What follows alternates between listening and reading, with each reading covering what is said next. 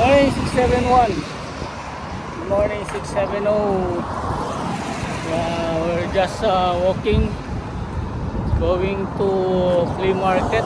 Today is Saturday morning. There with my partner from 670. B-boy, shout out B-boy.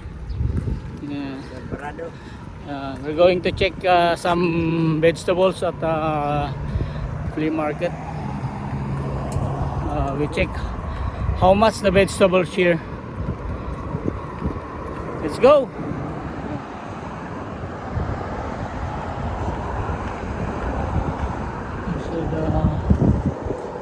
So this complex, I think. Paradahan? Oo. No, paradaan ng mga maglalaro yan dyan.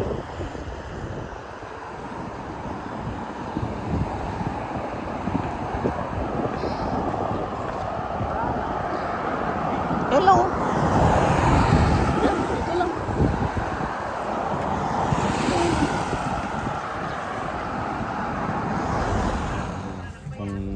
Sabi, yung ampalaya is $4 a pound.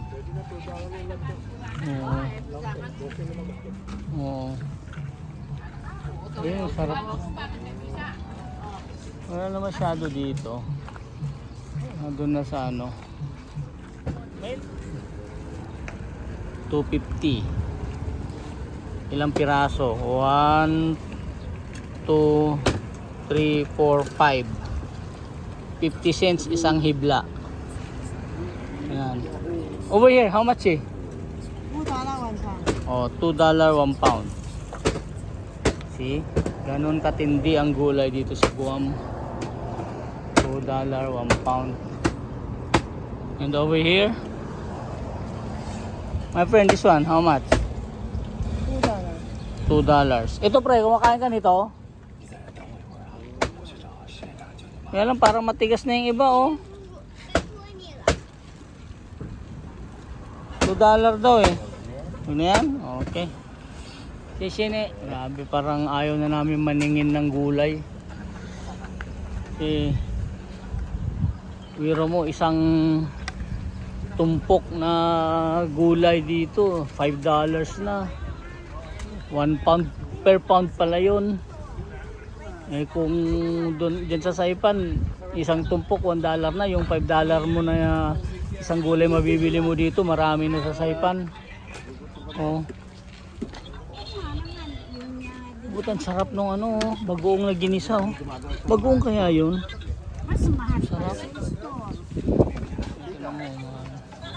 Yung kangkong nila sa Chinese dito nagbebenta is $2 yung isang bugkos.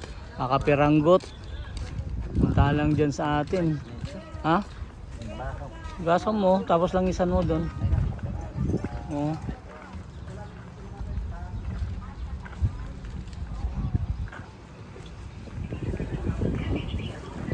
Ni how much eh? Amachi. $4 a pound. $4 a pound po. $4 a pound sa eggplant. Sa kalabasa po magkano? Talbos po. 3. 3. Oo.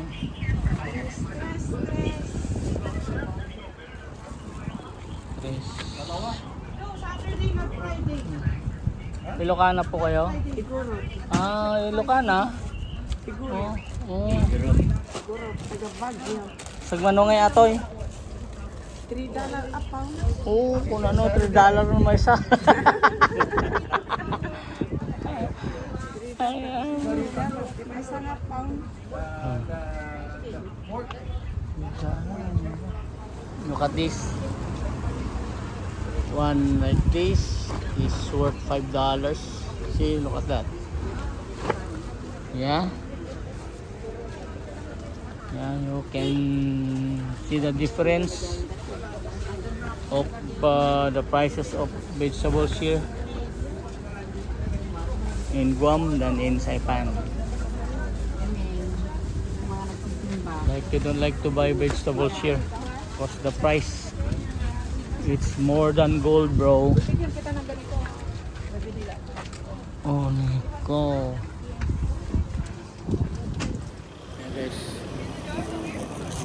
we don't buy that much vegetable because expensive eh. It's like you don't like to buy vegetable anymore. You don't like to eat pala. Kamahal ng gulay. Woo!